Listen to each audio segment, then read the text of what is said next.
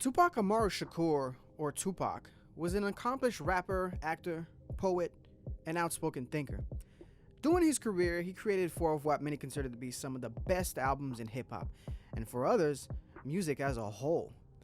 Tupac's influence in the rap game and black culture as a whole is unprecedented. His embrace of the thug life, his political thought, fire, and passion has influenced many rappers and many people in not only black culture, but the world as a whole. Yet, when one sees the great embrace that black culture takes of gangsters and thugs, and the repercussions that follow because of such actions, from gang violence, misogyny, drug use, hedonism, and quote-unquote toxic masculinity, and how all of these have had some of the worst impact on the black community here in the USA as a whole, and seeing how Tupac was instrumental in alleviating our fear of the thug and embracing it more so, you have to ask, is Tupac the worst thing to have ever happened to rap? Well, in this video, we're going to explore that. We're going to explore the life of Tupac a little, his career, philosophy, and influence, and see if that's true or not. If you like analytical videos on a deeper meaning of hip-hop culture and art, and its connection in relation to other mediums, then subscribe and stay tuned for more videos like this. Tupac Amaru Shakur was born on June 16, 1971, to Black Panther members Afeni Shakur and Billy Garland in the East Harlem section of Manhattan, New York. His birth name was Lassane Parrish Cooks, but later he was renamed after Tupac Amaru II, a Peruvian revolutionary. Tupac would later on move to Baltimore, Maryland, where he would eventually attend the Baltimore School for the Arts. It was here he would study poetry, jazz, acting, and ballet. He would perform in Shakespeare plays, and this is where he would meet Jada Pinkett Smith as well, who would be a lifelong friend.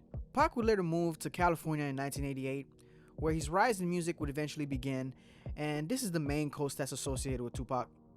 Pac was born in a tumultuous life. His family was heavily involved in the Black Panther movement, and because of this, trouble was a common thing for Tupac. Many of the people in Tupac's lives were convicted and sentenced to prison or had a tough time with the law. His grandfather, who was a high-ranking member in the Black Panther Party, was convicted of murdering a school teacher, but was later overturned. Tupac's stepfather, Mutulu Shakur, spent 4 years at large on the FBI's 10 most wanted fugitives list. Now, you have to understand that during this time, the government was in a political struggle, and some would call it a war, with many black civil rights groups.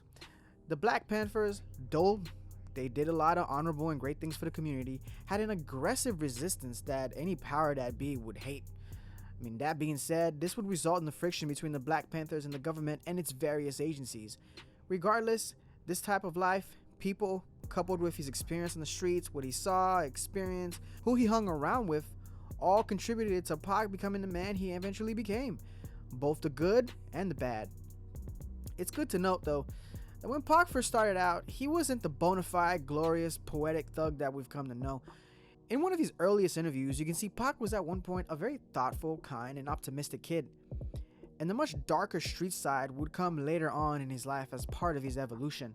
Pac was undoubtedly a force of nature, a highly passionate and intelligent man who had a lot to say. Regardless of what your opinion on Tupac, this is undeniable.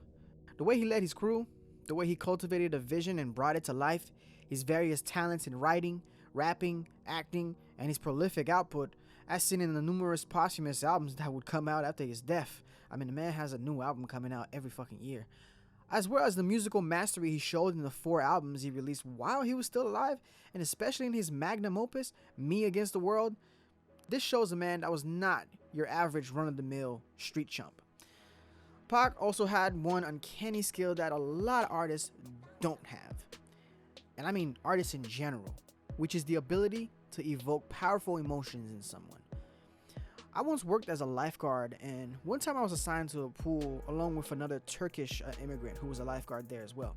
He told me there are 2 rappers that the Turkish listen to, Snoop Dogg and Pac. When I asked him why they listen to Pac, he said because when you listen to Tupac, you feel what he says. You understand him. This was coming from someone who wasn't a street kid from Turkey either, at least as far as I knew. He was a lover of philosophy, history, and politics, and we used to have talks all the time. And one of his idols, I'm forgetting his name right now, was one of the founder, if not the founder, of the modern Turkish state, who helped transition their state from the Ottoman Empire to a republic. So you can see the disparity between the thug world and his. Yet, despite this and a language barrier, Pac was still able to have some influence and impact on this guy and many others in his country. I mean, I ain't saying a bunch of little Turkish kids was out walking in the streets bumping Pac all the time, but Pac must have had some noticeable influence in his country, enough so that this astute man would tell me something like that. Tupac would talk about a lot of things in his music, and he would portray intelligence and vulnerability that a lot of thug rappers just typically don't, but would lack none of the aggression that is characteristic of the genre. In his first two projects, Tupacalypse Now and Strictly For My Niggas, that aggression is definitely shown with some fast rapping and inflamed delivery of his rhymes. It wouldn't be until Me Against the World that the aggression would be tempered with some more finesse and smoothness.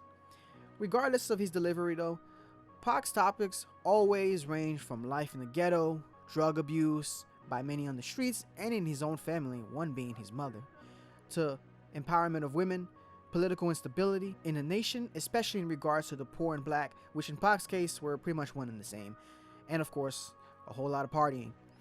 Pac had a chaotic upbringing that basically made him see that almost no matter what he did, he was always trapped. He was forged through trauma and diversity, and in this forgery, he embraced the character of the thug, as he once famously said, "I didn't choose the thug life chose me." I mean, this has become a meme since then, of course, for white suburban kids, but the original meaning is pretty dark and morbid. Pretty much means that Pac didn't want to take the street and embrace a lifestyle as toxic as criminality or anything associated to it, but due to where he was born and what he experienced as a youth, which were out of his control, the rugged life chose him. This is the truth for thousands, if not millions, of people in the USA and billions more around the world. Black, Latino, Asian, white, whatever. Many are born in perilous situations that came due to systemic reasons in which they had no control or say over. Pac embracing this lifestyle, this world he was in, was most likely an act of survival and a way to maintain his sanity in a world that never was sane to begin with. Despite this, the positive influence, the passion, the revealing of the ills and sicknesses of our American society and the world as a whole, Pac also had a lot of negative impact on the black community, which in large part, at least in my opinion, was not something he meant to happen. Pac's embrace of thug culture, which is an umbrella term that overlooks many lifestyles of the streets, most of which are toxic, negative, and outright destructive, has led to dire consequences for the black community and for him as well. Obviously, he's dead. Whether you believe Pac was killed by the government or some other powers that be, the street and thug lifestyle was what acted as a medium to bring his life to an end. Though the murderer was never caught, it was most likely somebody or some people from the streets who, for whatever reason, bared him enough ill will that they wanted to fucking kill him, and they did.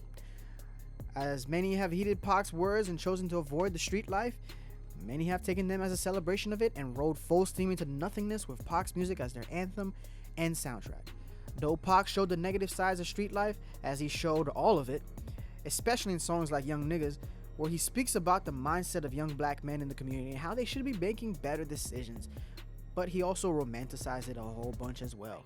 It's in this romanticism that many young black men embrace the street life because it looks like something that is cool and full of prospect. Most young men crave glory.